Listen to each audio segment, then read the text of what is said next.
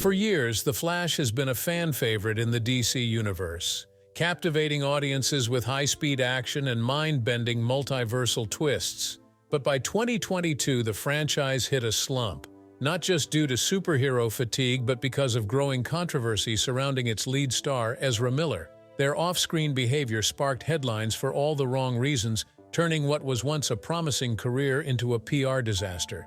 Now, as The Flash struggles to regain its former glory, it seems this might be Miller's final bow. A star is born? Ezra Miller's journey from a young opera singer to Hollywood's most controversial superhero is as dramatic as any of their on-screen roles. Born in Wyckoff, New Jersey on September 30, 1992, Miller grew up in a creative household.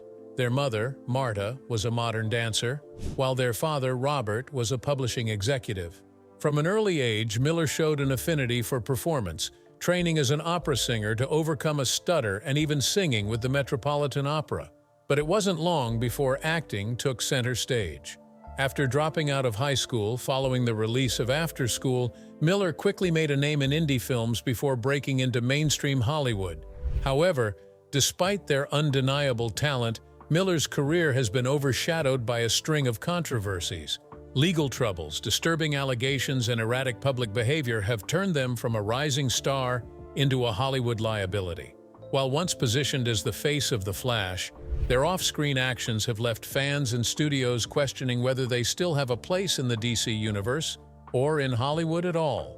Over the years, Ezra Miller's career has been a mix of indie film brilliance, blockbuster success, and a surprising foray into music. Their breakout role came in 2008 with After School, a dark drama that set the tone for their preference for intense and unconventional roles.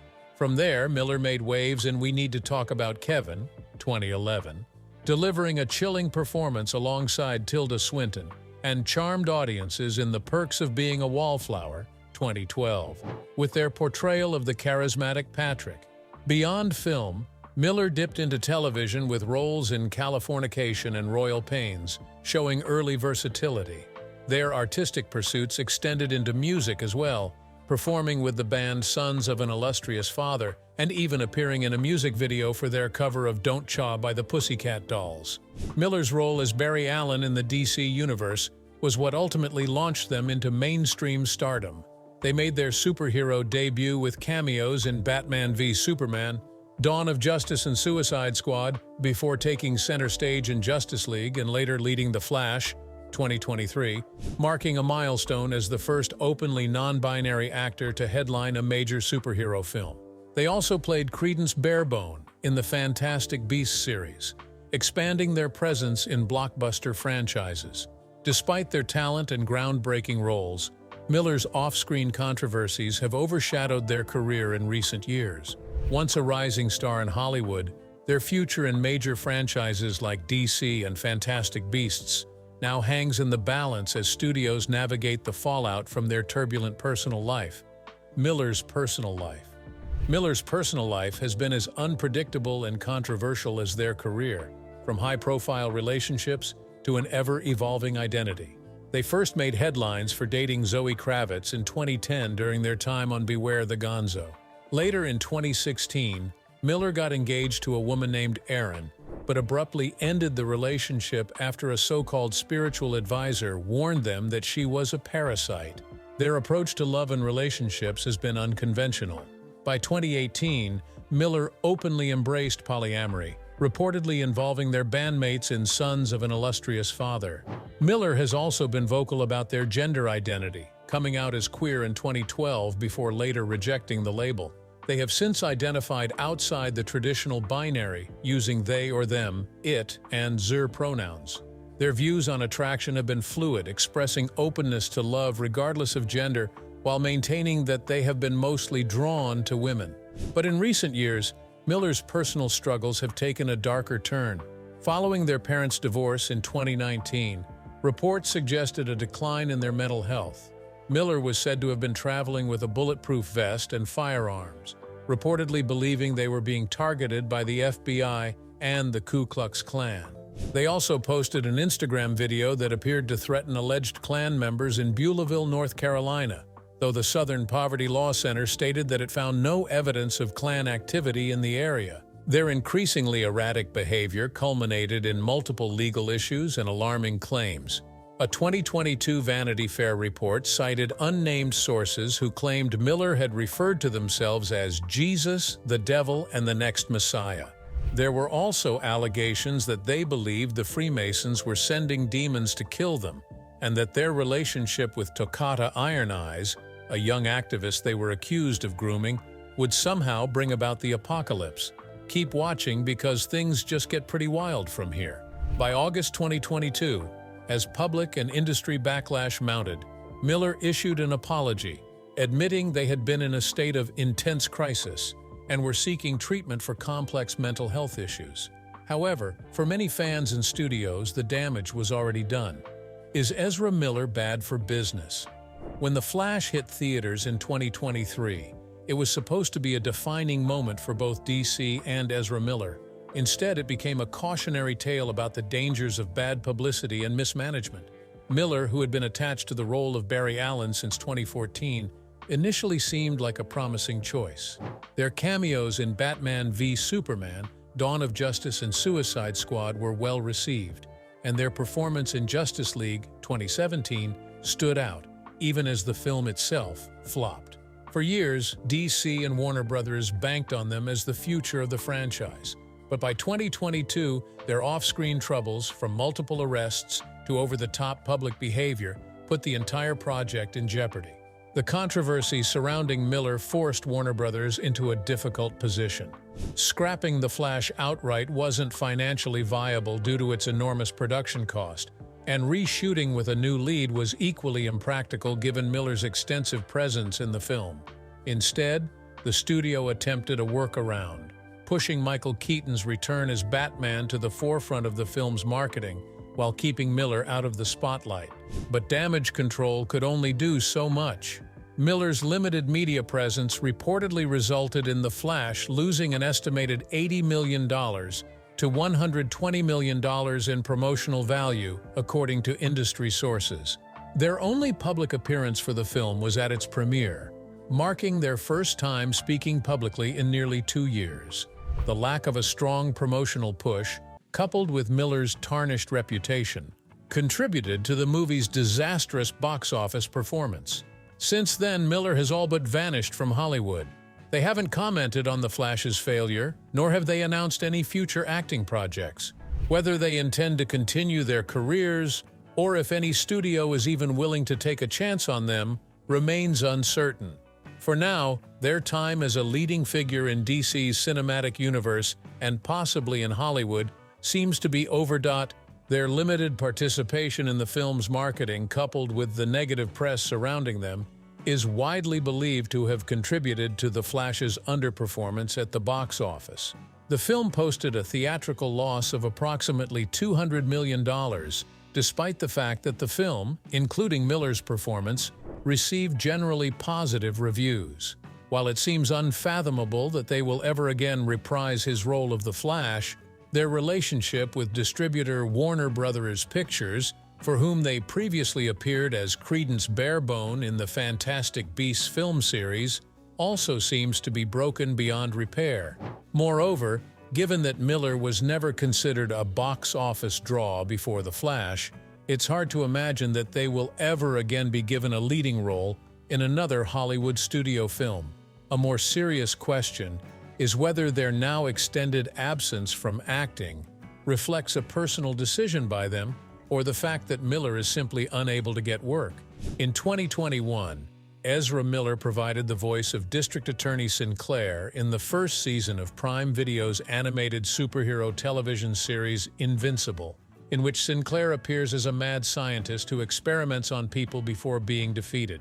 While it's unknown whether they declined to provide the voice of Sinclair for the second season of Invincible, or was rejected when Sinclair, whom Miller voiced in one episode in the first season, returned to the show in the second season episode I'm Not Going Anywhere, the role was played by veteran voice actor Eric Bauza. Miller hasn't in real time worked as an actor since October 2022, when, after taking a leave of absence from the production of The Flash, they returned to the set for reshoots.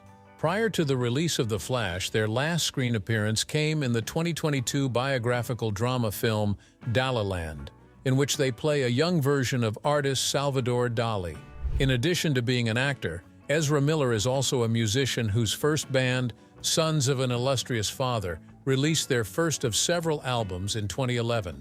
However, Miller, whose current band is called 100 in the Hand, hasn't even been able to avoid trouble within the music world. In 2022, Miller was accused by a music producer of stealing the producer's music and posting it on their social media platform without credit and permission. The controversies derailing The Flash and completely overshadowing Miller's career over the past 3 years have made audiences forget what an exciting and interesting actors they were before they entered the DCEU. Indeed, they were invited to join the DCEU on the basis of their previous success in the world of independent cinema, specifically through their powerful performances in the 2011 psychological thriller film We Need to Talk About Kevin and the 2012 coming-of-age film The Perks of Being a Wallflower.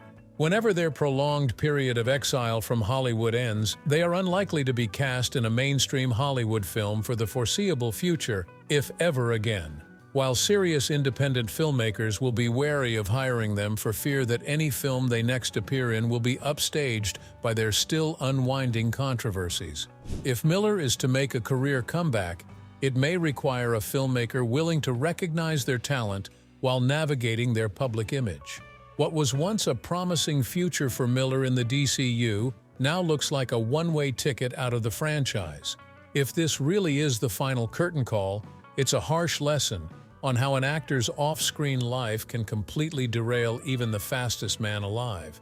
Ezra Miller's downfall. Ezra's descent from celebrated performer to an industry pariah didn't happen overnight. It was a slow-burning catastrophe fueled by unchecked behavior and a string of increasingly bizarre and troubling incidents. With a trail of legal troubles spanning multiple countries, a fractured relationship with Warner Brothers, and an absence from the public eye following The Flash's disastrous release, Miller's trajectory has shifted from that of a rising star to a subject of intense controversy and public scrutiny. How did one of Hollywood's most unique talents become its most infamous figure? This is the story of Ezra Miller's reign of terror.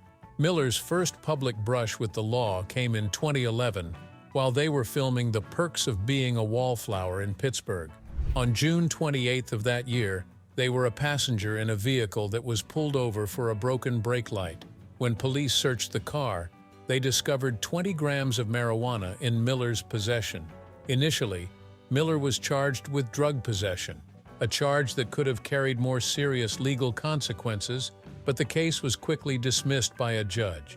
Instead, they were given a mere $600 fine for 2 citations of disorderly conduct.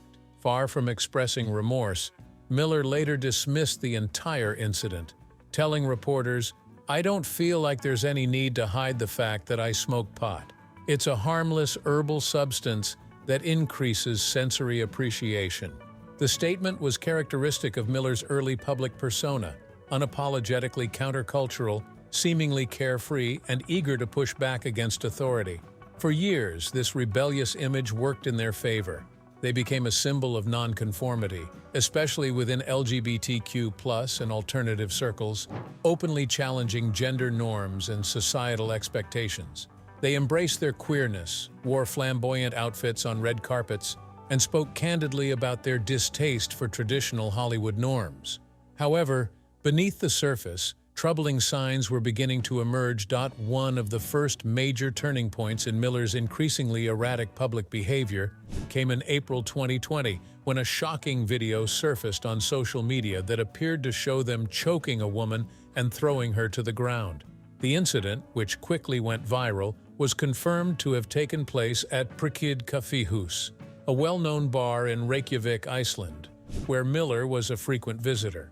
According to a bar employee who spoke to Variety, the person in the video was indeed Miller, and they were promptly escorted off the premises by staff following the altercation. At the time, there was confusion about what had actually transpired. Some speculated that the clip was staged, a bizarre performance meant to be taken as a joke. Others pointed to Miller's reputation for provocative behavior and wondered if they had simply taken things too far. But as more details emerged, it became clear that this was no act. In September 2022, a representative for Miller attempted to explain away the incident, claiming that the supposed strangulation was a spontaneous reaction to being taunted by a group of teenagers over their mixed martial arts skills. They further insisted that Miller had not actually strangled the woman but had instead gone at her collarbone. However, 2 years after the event, the woman in the video gave her side of the story to Variety, offering a very different perspective. According to her, the altercation began as a joke. She and Miller had been engaged in playful banter about getting into a fight, something she believed was nothing more than lighthearted teasing. However, her friend, who was standing nearby, made a remark that unexpectedly escalated the situation. He turned to Miller and said, "I heard you don't want to fight." In that moment, something seemed to shift in Miller's demeanor.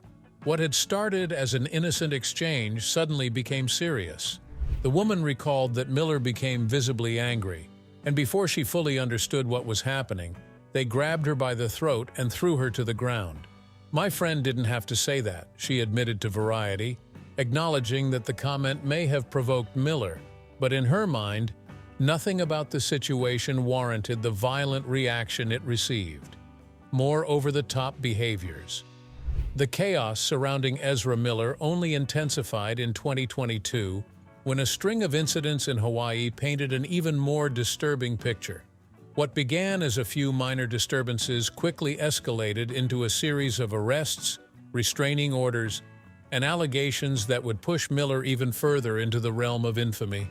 In March of that year, Miller arrived on the island of Hawaii, and almost immediately their presence became a problem. Between March 7th and March 28th, local police received 10 different calls related to Miller's behavior. The complaints were mostly minor: filming people at a gas station without consent, loitering outside a restaurant, arguing with strangers. But the frequency of the reports suggested a pattern of unsettling conduct. At some point, Miller befriended a couple at a farmer's market, and they invited the actor to stay with them at a hostel in Hilo. It wasn't long before this seemingly innocent act of kindness took a dark turn. On the night of March 28th, Miller's increasingly reckless behavior reached a boiling point. While at a karaoke bar in Hilo, they reportedly began shouting obscenities at customers, got into a physical altercation with patrons, and ultimately had to be removed by police. Officers arrested Miller and charged them with disorderly conduct and harassment. Miller later claimed they had been accosted by a Nazi, while police records suggested their outburst occurred during patrons' karaoke performance of Shallow, the hit duet by Lady Gaga and Bradley Cooper. Adding to the bizarre nature of the incident, Miller later claimed that they had recorded the altercation on video to turn it into an NFT, a statement that only fueled the perception that their behavior was becoming increasingly unhinged. During the arrest, Miller also accused the officers of committing a hate crime because they had misgendered them. However, the most disturbing events of that night didn't end at the karaoke bar. Just hours after their arrest, the same couple that had invited Miller into their home filed for a restraining order against them. According to the couple's court filing, Miller allegedly made the following threat: "I will bury you and your slut wife." Fearing for their safety, the couple sought immediate legal protection. A temporary restraining order was granted, but just a few weeks later, on April 11th, they withdrew their petition. Whether they were pressured to drop it or simply wanted to distance themselves from the situation remains unclear. But Miller's troubles in Hawaii weren't over yet. On April 19th, they were arrested again, this time in Pahoa, for second-degree assault. According to reports, during a private gathering in the Leilani Estate subdivision, Miller was asked to leave, and instead of complying, they threw a chair, hitting a 26-year-old woman in the forehead and leaving a half-inch wound. Police located and arrested Miller just 20 minutes later, pulling them over during a traffic stop in Keau. By this point, the narrative surrounding Miller had fully shifted. What had once been viewed as mere eccentricity had now escalated into a pattern of violence, destruction, and erratic decision-making. The arrests, the restraining orders, the bizarre justifications for their actions, Each new headline painted a clearer picture of someone who was spiraling out of control. Within hours of their second arrest, Miller pleaded no contest to the disorderly conduct charge from the karaoke bar incident. Judge Kanani Laubach fined them $500, a mere slap on the wrist for an actor who, at the time, was still attached to a major Hollywood blockbuster. But by now, the damage was done. Miller's Hawaiian rampage was just one chapter in what was quickly becoming a full-blown career implosion. And even as the legal troubles mounted, even as the allegations became more serious, one question loomed large over Hollywood. How much longer could Ezra Miller get away with this? Ezra's relationship with Toccata Iron Eyes and Messiah claims. By June 2022, Ezra Miller's actions had escalated beyond violent outbursts and criminal charges. Now, they were at the center of a disturbing case involving grooming allegations, manipulation, and cult-like behavior. That month, the Standing Rock Sioux Tribal Court issued a temporary order of protection against Miller on behalf of 18-year-old Indigenous activist Toccata Iron Eyes. The order was requested by her parents, Chase Iron Eyes and Sarah Jumping Eagle, who accused Miller of using violence, intimidation, threat of violence, fear, paranoia, delusions, and drugs to exert control over their child. The most alarming detail? Their relationship dated back to 2016, when Miller was 23 years old and Iron Eyes was just 12. According to Iron Eyes' parents, the connection between their daughter and Miller began under highly questionable circumstances. In 2017, at the age of 13, Iron Eyes flew to London to visit Miller on the set of Fantastic Beasts: The Crimes of Grindelwald. By 2021, she had dropped out of school, a move her parents believed was directly influenced by Miller. The court documents allege that Miller had physically harmed Iron Eyes, leaving visible bruises on her body. The documents also accused Miller of grooming and manipulating her, using their celebrity status to maintain control. When these allegations surfaced, a series of cryptic messages and videos were posted to an Instagram account believed to belong to Iron Eyes, denying her parents' claims. But her parents pushed back, stating that Miller was controlling the account and that their daughter was not in possession of her own phone, a chilling implication of just how deep Miller's influence allegedly ran. Law enforcement attempted to locate Miller to serve them with the protection order, but the actor vanished. Instead of complying with the court, Miller took to Instagram, posting taunting messages mocking the authorities' inability to find them. These posts were later deleted, but the message was clear: Miller was not backing down. The court dismissed the request for a permanent order of protection, and the parents later withdrew their custody request. The reasons for this decision were not publicly disclosed. As if the situation weren't already unsettling, reports began surfacing that painted an even darker picture of Miller's psychological grip on those around them. In August 2022, Oliver Ignatius, Miller's former music collaborator, alleged that he had witnessed the actor verbally abuse Iron Eyes over something as trivial as her wearing makeup. Iron Eyes defended Miller, dismissing the incident as a catty comment and a normal part of queer dialogue. She went even further, labeling the allegations homophobic. A former resident of Miller's Vermont farm provided bizarre and unsettling insights into the actor's behavior. According to this resident, Miller believed that criticism of their relationship with Iron Eyes was unwarranted because she was actually an apocalyptic Native American spider goddess destined to lead an indigenous revolution. And Miller? They saw themselves as Jesus Christ, a Messiah figure for Native Americans. Despite not having any indigenous ancestry, Miller allegedly exploited Native American culture to justify their behavior. This deeply offended many within the indigenous community, with some calling out Miller's actions as deeply disrespectful and predatory. At this point, Miller was no longer just a Hollywood star embroiled in scandal. They had become the leader of what many saw as a dangerous cult, feeding into their own delusions of grandeur while manipulating those around them. The Ezra Miller story was no longer just about crime. It had become something much darker, something that blurred the line between celebrity downfall and full-blown psychological collapse. More allegations against Ezra. This case added to the growing list of controversies surrounding Ezra Miller in 2022, involving allegations of inappropriate behavior toward a child and threatening a family.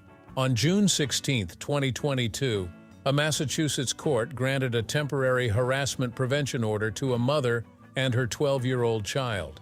The order was issued based on the following accusations: threats against the family, brandishing a gun in anger, fixating on the child and making them uncomfortable, and inappropriate physical contact, including hugging and touching the child's hips. The child, their mother, and a neighbor corroborated these claims. According to the mother's interview with Business Insider, Miller had taken an intense interest in the child since February 2022. They complimented the child's style and maturity level, offered to start a clothing line with the child, and even suggested paying for the child's attendance at a design school. Miller also reportedly believed the child was a mystical being, and that they would be lucky to have Ezra as a guide and protector. Shortly before the court granted the harassment prevention order, the mother stated that Miller arrived at their home dressed as a cowboy and attempted to buy horses for the child. No criminal charges were filed in the case. On June 30, 2023, the harassment prevention order was lifted. Miller's attorney, Marissa Elkins, denied the allegations, stating that Miller's interactions with the child were initiated by the mother, and that they were never alone with the child and only met twice in front of other adults. Miller was unable to appear in court when the order was originally issued. Another case was the Vermont case. This was perhaps one of the most concerning allegations against Ezra Miller, involving accusations of child endangerment, drug use, and firearm safety violations at their Stamford farm. According to Rolling Stone, Miller housed a mother and her 3 young children, ages 1 to 5, on their Stamford, Vermont farm since April 2022. The father of the children raised concerns about their safety, particularly regarding guns and ammunition being easily accessible to the children. A 1-year-old putting a loose bullet in their mouth, assault rifles being propped up on piles of stuffed animals, and frequent cannabis consumption with adults smoking in front of the children. A witness claimed to have seen Miller blowing marijuana smoke in a baby's face and wafting the smoke toward them. Rolling Stone also reported that Miller was running an unlicensed marijuana cultivation operation at the farm. On August 6, 2022, Vermont State Police attempted to serve an emergency care order to remove the children from Miller's residence. Miller told police the family had not lived there for 2 months, though a DCF caseworker indicated social media posts suggested the mother and children were still on the farm as late as July 2022. Authorities could not locate the mother or the children, leading to suspicions that Miller was helping them evade law enforcement. The Vermont State Attorney's Office suggested that Miller's behavior appeared to be an attempt to evade service of the emergency removal order. The current whereabouts of the mother and children remain unclear. No criminal charges were officially filed against Miller related to this incident. The case added to the growing concerns about Miller's erratic behavior and involvement with vulnerable individuals. Burglary charge. On August 7, 2022, the actor was slapped with a felony burglary charge in Stamford, Vermont. The alleged crime? Breaking into a private home and stealing bottles of alcohol. Yep, you heard that right. Miller was caught on surveillance footage helping themselves to someone else's liquor stash. Vermont State Police wasted no time in bringing the case to court. Originally set for a dramatic showdown in court on September 26, 2022, Miller's legal team scrambled to explain the bizarre situation. Their excuse? The house belonged to a childhood friend, and Miller supposedly thought it was cool to waltz in and grab some rice wine, because apparently that's normal behavior. After a delayed arraignment on October 17, 2022, Miller finally faced the music, pleading not guilty while their career continued its freefall. But the real twist came in January 2023. Just a day before their next court hearing, Miller cut a deal. The burglary and petty larceny charges dropped. Instead, Miller pleaded guilty to trespassing, escaping with 12 months of probation instead of a harsher sentence. Judge Carrie Ann McDonald Katie laid down the law. No contact with the victims, continued mental health treatment, random alcohol screenings, and a strict no new crimes rule. Miller assured the court they'd follow the terms, but let's be honest, Hollywood has seen this kind of promise before. So is this the end of Ezra Miller's career, or could they stage the ultimate comeback? Can Hollywood look past their controversies, or is their reputation beyond repair? Let us know your thoughts in the comments. And if you enjoyed this video, don't forget to like, subscribe, and check out our next one. You won't want to miss what's coming up.